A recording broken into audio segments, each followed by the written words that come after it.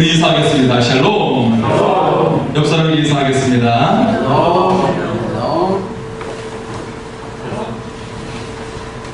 예, 역사적으로 굉장한 적수들이 있습니다. 삼국지에 보면 유비와 조조가 있고요. 또 그들의 모사로서 제갈공명과 그리고 사마리가 있죠. 그들의 싸움이 굉장히 대단하다는 것을 우리가 볼 수가 있습니다. 서양에서도 2차 세계대전에 적수가 있었죠. 세계대전을 일으켰던 독일의 히틀러가 있고 그 세계대전을 종식시켰던 영국의 처칠 수상이 있습니다. 네, 대단한 적수이죠. 오늘 성경에서도 적수가 등장을 하고 있어요. 이스라엘 역대 왕 중에 가장 악한 왕, 남북 왕조를 모두 합쳐서 가장 악한 왕이 등장합니다. 바로 아합 왕이죠. 그리고 가장 능력의 선지자, 바로 엘리야 선지자가 등장을 하고 있습니다. 절대악과 최고의 능력의 선지자의 이 대결이 굉장히 우리로 하여금 아주 흥미진진하게 하고 또 가장 어두운 시대였다는 것을 또 우리가 볼 수가 있죠. 오늘 본문에 엘리야가 등장하고 있습니다. 처음 등장하는 그런 말씀이죠. 이 엘리야의 등장의 모습은 우리에게 엘리야가 어떤 사람이고 그리고 왜 위대한 사람인지를 우리에게 보여줍니다. 우리나라 위인 전기의 특징을 보면 어떻습니까? 위인은 굉장히 심상치가 않죠. 천둥이 울리고 또 막 번개가 치고 그리고 어떤 천재지변과 같은 어떤 거대한 일이 일어납니다. 이것을 영화로 표현하면 블록버스터 같은 그런 자연현상이 처음 등장을 하고 위인이 응애 표현하는 그런 장면으로 묘사할 수 있을 것 같습니다. 그렇게 거대한 징조로 등장하는 것이 우리나라 위인 전기의 특징이라면 오늘 엘리야의 등장은 조금 황당하기까지 합니다. 예. 엘리야는 출애굽을 이끈 모세에 비하는 위대한 선지자예요. 대단한 능력의 선지자로 등장하죠. 그 이후에 그의 모습이 위대할 뿐이지 지금 현재 처음 등장하는 모습은 무언가 찜찜함이 남아있는 그런 모습으로 등장을 하고 있어요. 1절에 보면 길르앗에 우거하는 자, 디벳 사람 엘리야라고 엘리야를 소개하고 있습니다. 여러분, 유대인들은 자신을 소개할 때 자신의 조상 4, 5대까지를 소개합니다. 그래서 자신 어느 지파이고 자신의 선친이 어떻게 되고 하면서 쭉 소개를 해요. 이것이 보통인데 족보를 통해 그 출신을 중요하게 여기고 있어요. 그런데 엘리야는 그의 조상에 대한 소개가 전혀 없어요. 자신의 또한 선지자의 어떤 스승이 누구인지에 대해서도 밝히지 않고 있습니다. 다만 그의 출신이 길르앗에 우거하는 디벳 사람이라고만 되어 있어요. 그런데 우거함이란 말을 사전적으로 찾아보면 남의 집이나 타향에서 임시로 몸을 붙여 살다라는 뜻을 가지고 있습니다. 예. 그리고 디벳이라는 지명은 아직 어딘지 잘 모르는 그런 지명이에요. 유명하지 않은 시골 촌뜨기에 불과하다라는 그런 의미이죠. 그의 출신을 제대로 알 수가 없습니다. 엘리야는 그 출신이 어디인지 모르기 때문에 한편으로는 신비로울 수도 있지만 실상은 근본을 알 수도 없는, 누구를 의지할 데도 없는 연약한 인간에 불과했다는 것입니다. 그런 엘리야가 하나님께 계시는 말씀을 듣고 북이스라엘의 아합 왕 앞에 나아간 것이죠. 이 백성의 생명을 손에 쥐어끌어 가는 이 아합 왕에게 일개 근본을 알 수 없는 선지자가 심판과 같은 말씀을 전달하는 것입니다. 곧 수년 동안 비와 이슬이 내리지 않게 될 것이다 라는 말이에요. 우리는 엘리야 선지자가 소개되는 이 본문의 말씀 속에서 하나님의 위대하고 놀라운 손길을 볼 수가 있습니다. 하나님께서 어떻게 역사하시는지를 볼 수가 있어요. 이처럼 하나님의 위대한 손길이 누구에게, 어떤 사람에게 임하는 것일까? 이 비결을 배워서 우리가 우리의 삶에도 하나님께서 놀라운 일을 행하는 삶이 될 수 있기를 소원합니다. 엘리야는 절대 하나님을 보았다라는 것입니다. 절대 하나님을 바라보았다라는 것입니다. 엘리야는 비도 이슬도 잊지 아니하리라, 이 예언의 말씀을 전하게 됩니다. 여러분, 어느 것이든 물은 너무나도 중요해요. 우리나라도 지난번에 가뭄이 있어서 며칠 가뭄 으로 인해서 굉장히 농촌이 시름이 타들어갔던 그런 기간들이 있었습니다. 그런데 이스라엘처럼 더운 지역에 비도 이슬도 오지 않는다는 것은 이거는 심판의 메시지죠. 특히 이 지역에서 밤에 내리는 이슬은 온 지면을 촉촉하게 적셔가지고 모든 생물이 살아나게 하는 그런 힘을 가지고 있습니다. 그런데 비와 이슬이 오지 않는다는 것입니다. 이는 생산과 풍년을 가져다주는 신, 바알신, 이 바알신이 얼마나 허망한 것인지를 보여주는 하나님의 심판이었어요. 하나님께서 엘리야를 통해 비와 이슬이 수년간 내리지 않을 것이라고 명령하십니다. 이것은 세상의 우상들, 즉 세상의 지식, 방법, 사람들을 의지하지 말고 절대 하나님만을 바라보라는 하나님의 메시지였어요. 뉴욕의 채소 가게의 약 90%를 한국 이민자들이 운영하고 있다고 합니다. 그래서 미국에서는 한국인들을 코리안 주스 해가지고 한국식 유대인들이라고 그들을 부르고 있어요. 유대인들처럼 생활력이 강하다라고 일컫고 있는 것이죠. 한국 사람은 두 가지 특징이 있는데, 첫째는 빠른 시간 내에 집을 장만하는 것이고, 두 번째는 교육열이 높다는 것입니다. 뉴욕타임즈에서 미국 사람들을 대상으로 그 지역에 살고 있는 소수민족에 대한 선호도를 조사를 했어요. 뉴욕에서는 51개의 그런 소수민족이 있었는데 한국 사람이 39등을 했다고 합니다. 높지가 않죠? 낮습니다. 시카고에서는 53개의 소수민족이 있는데 그 가운데 한국 사람이 43위, 더 낮아요. 43위를 했다고 합니다.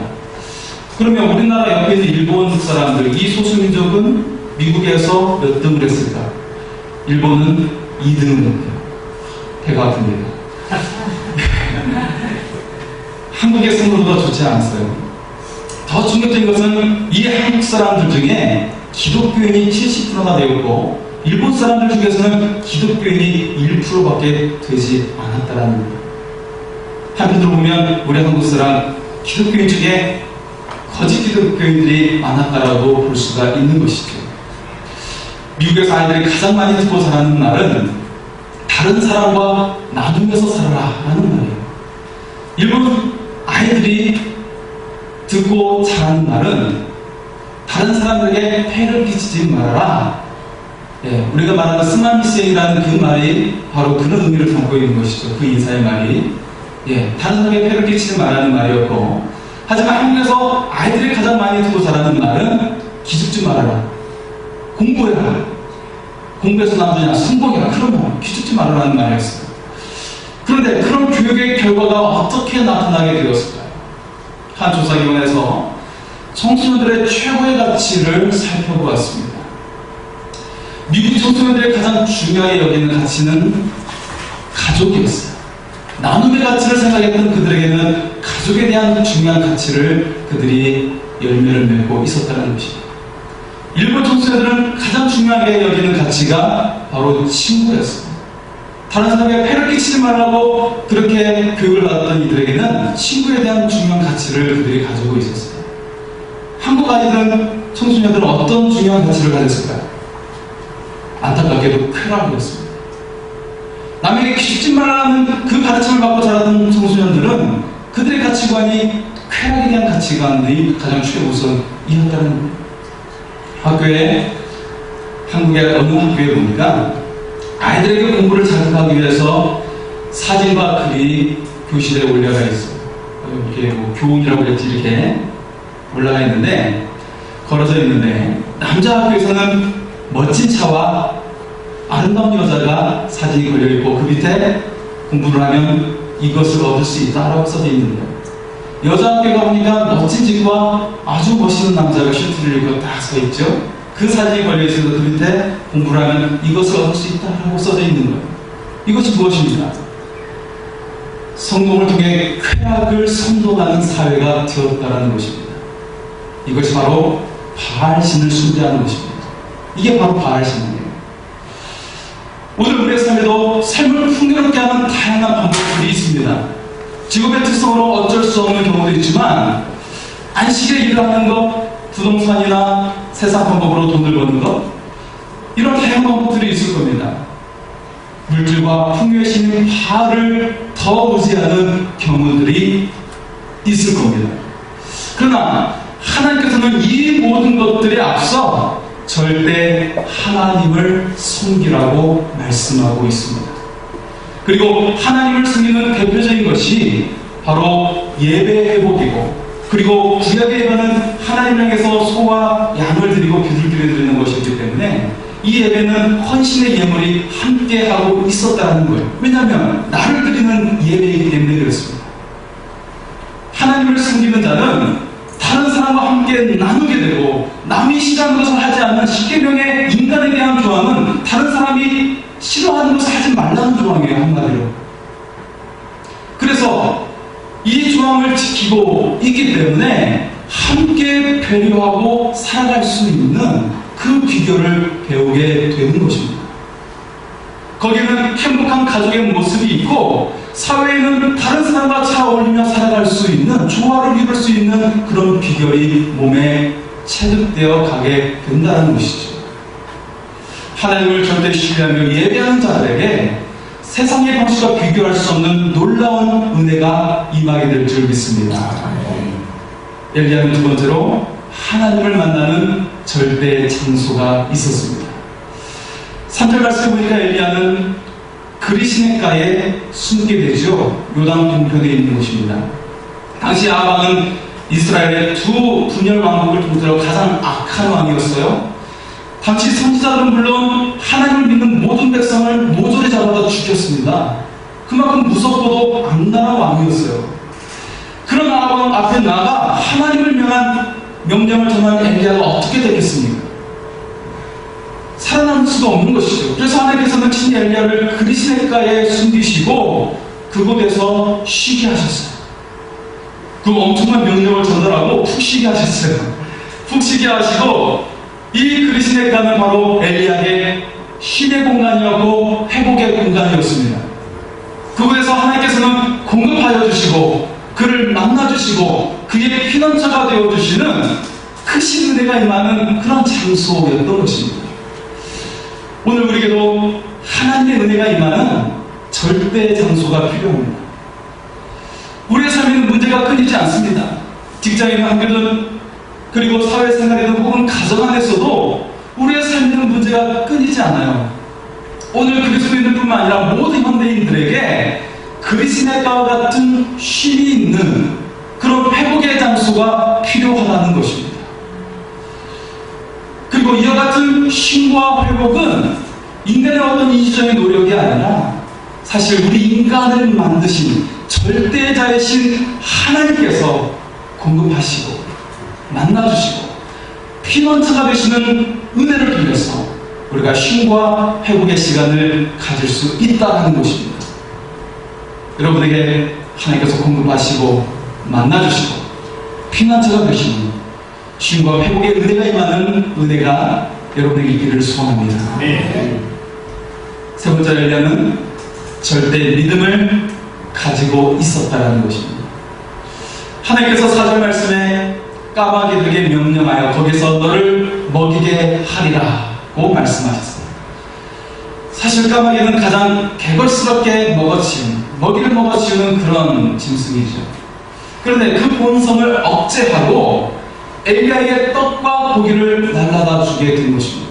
이것은 기적과 같은 일이죠. 마치 모세를 통해 광야에 있는 이스라엘 백성들에게 만나와 메추라기를 가져다 주는 것과 같은 그런 역사를 하나님께서는 엘리야에게 공급하고 계셨다라는 것입니다. 이 더운 지역의 비와 이슬이 모두 그치게 되면 아무것도 먹을 수 없게 되는 그런 지경에 놓이게 됩니다. 하나님의 명령을 따라 그리시네가에 숨어 있어요. 고민이 이루 말할 수가 없는 것이죠. 여기서 며칠 어떻게 견딜 수가 있을까? 그런데 이 엘리야는 오직 하나님의 손에 달려있는 상황인 것입니다. 하나님의 공급하신 역시는 생명을 유지할 수가 없습니다. 하나님께서는 이 엘리야를 위해 초자연적으로 역사하심으로 까마귀를 통해 그를 공급해 주셨다라는 것입니다. 이처럼 엘리야는 오직 하나님만이 양식으로 연면하게 해주시고 내게 생명 주시는 분임을 경험하게 된 것입니다. 그리고 하나님을 향한 절대 믿음을 그가 가지게 된 것입니다. 처음부터 놀라운 믿음을 가지고 역사를 일으키는 그런 선지자가 아니라 이런 일련의 과정 속에서 그는 점차적으로 하나님을 절대적으로 의지하고 놀라운 기적을 행사하는 선지자가 될 수 있었다는 것입니다. 엘리야가 그리스도가에서 경험했던 절대 하나님, 절대 장소, 그리고 절대 믿음의 경험은 앞으로의 사회에 큰 영향을 끼치게 되었다는 것입니다. 이런 하나님에 대한 믿음의 체험이 더 큰 기적을 이루는 엘리야로 만들어가게 했다는 것이죠. 엘리야는 이후에 그 시내가에서 시내가 마르게 되었을 때 사르바에 있는 한 과부의 집에 가게 되죠. 그 속에서 작은 기적을 통해서 가뭄이 끝나는 3년의 기간 동안 통의 밀가루와 병의 기름이 그치지 않는 그런 기적을 또한 경험하게 됩니다. 뿐만 아니라 그녀의 아들이 죽게 되었을 때 그 아들을 살리는 일도 이루게 되죠. 그리고 너무나도 유명한 사건이 그 이후에 일어나게 되죠. 바로 아합 이세벨 왕후의 거짓 선지자 850명과 갈멜산에서 겨루는 큰 대결을 그가 벌이게 됩니다. 이름하여 850대 1에 엄청난 그 대결에서 큰 승리를 이루게 되었다라는 것입니다. 성경에 처음 등장하는 엘리야는 근본도 어디 의지할 것 없는 연약한 인간에 불과했습니다. 그랬던 그가 이제는 한 나라의 왕을 흔들고 그리고 그 나라의 거짓 선지자 850명과 겨루어 이기면서 그들을 모두 제거했어요. 그리고 온 백성들에게 참 생명 되신 하나님을 그들에게 밝혀 보여주게 된 것입니다. 어떻게 몸둘 거 없고 떠들의 생활 사는 비천한 인간이 이처럼 큰 영향력을 행사하면서 놀라운 일을 행할 수 있었겠습니까? 그 비결이 무엇입니까? 그것은 바로 그리스도가에서 절대 하나님, 그리고 절대 장소, 절대 믿음을 가짐으로 말미암아 하나님께서 엘리야를 높여주셨습니다. 그를 귀하게 만들어 주셨습니다. 하나님을 절대 믿으며 살아가는 자에게 이런 은혜가 임하게 될 줄 믿습니다. 구약의 마지막 선지자인 말라기 선지자는 구약의 마지막 예언의 말씀을 우리에게 주시고 계시죠. 말라기 4장 5절에 보라 여호와의 크고 두려운 날에 이르기 전에 내가 전에 선지 엘리야를 너에게 보내리니 라고 그 예언의 말씀을 주셨습니다. 엘리야 선지자를 보낸다라고 말씀하고 있죠. 그렇다면 엘리야 선지자가 부활을 했을까요? 예수님께서는 마태복음 11장 4절에 이렇게 말씀하십니다. 오리라 한 엘리야가 곧 이 사람이라 라고 하시면서 세례 요한이 말라기 선지자가 예언한 엘리야라고 그렇게 설명하고 계십니다. 그러시면서 여자가 낳은 자 중에 세례 요한보다 큰 이가 일어남이 없도다라고 하시면서 크게 칭찬하고 계셨습니다. 엘리야의 사역은 예수님의 길을 예비했던 세례 요한으로 이어진 것입니다. 온 인류를 구원하신 예수 그리스도의 오심을 예배했던 놀랍고 귀한 사역으로 이어지게 된 것입니다. 뿐만 아니라 예수님께서 세 명의 제자만을 데리시고 변화산에 오르셨을 때 영광의 모습으로 변모하시게 되었죠. 그때 그에게 가장 위대한 사람 두 사람이 등장합니다. 누굽니까? 모세와 엘리야였습니다. 그들이 바로 영광의 모습으로 변모된 예수님과 함께 서게 된 것입니다. 엘리야는 모든 하나님의 백성에게도 귀한 사람이 되었을 뿐만 아니라 그리고 하나님의 나라에서도 큰 영광을 얻는 사람이 되었습니다. 그 비결은 하나님을 향한 절대 믿음을 소유했기 때문이었습니다. 어떤 배경이 없었어요. 어떤 다른 것이 하나님을 향한 절대 믿음만 있었을 뿐이었습니다. 오늘 우리의 삶에도 전적으로 하나님을 신뢰하며 절대 믿음을 가질 수 있기를 소원합니다. 샌프란시스코에 가면 금요교라는 큰 다리가 있죠. 아마 그것을 본따서 우리나라 서해대교를 만들었던 것 같습니다. 1930년대에 건축한 세계에서 가장 높고 긴 다리예요. 다리는 양쪽에 두 기둥으로 해가지고 거기다가 줄을 매달아 놓아가지고 중앙에 아무것도 없이 그냥 물에 떠 있는 상태로 그 다리가 되어 있어요. 우리나라 서해대교를 생각하시면 됩니다. 그 다리를 건설할 때 위험 요소가 너무나도 많았습니다. 너무나도 높으니까 이 다리를 건설하는 기술자들이 작업하면서 불안에 떨다가 손이 떨면서 그래서 균형을 못 이루고 죽게 되는 사람들이 발생하는 거예요. 5명이나 죽게 된 겁니다. 그래서 시장군들은 이 기술자들의 안전을 위해서 많은 고민을 했어요. 그러다가 이 공사하는 이 다리 밑에다가 철사로 만든 그물을 치기로 한 겁니다. 그렇게 그물이 젖어 있는 것을 쭉 만들어가지고 작업을 하다 보니까 사고가 한 건도 일어나지 않게 된 것입니다. 그것은 추락해도 바닷속으로 떨어지지 않는다라는 그 안정감이 그들에게 편안함을 주었기 때문이었습니다.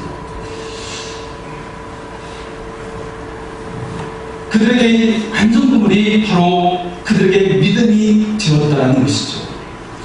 하나님이 내 삶을 다스리시고 그리고 나를 인도하시며 나와 동행하신다고 하는 그 믿음이 우리의 안전그물이 된다는 것을 기억하시기 바랍니다.